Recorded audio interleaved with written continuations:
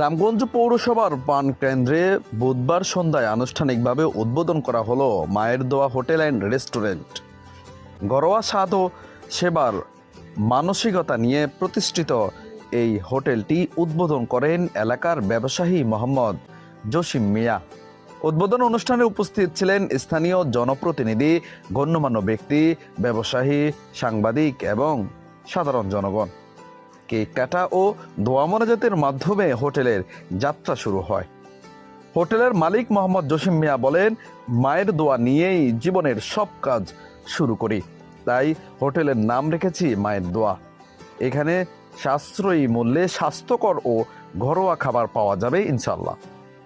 হোটেলটিতে রয়েছে সকালের নাস্তা থেকে শুরু করে দুপুর ও রাতের খাবারের আয়োজন। পরিষ্কার পরিচ্ছন্ন পরিবেশ এবং আন্তরিক সেবার মাধ্যমে ভোজন রসিকদের মন জয় করতেই মালিক পক্ষের এই উদ্যোগ।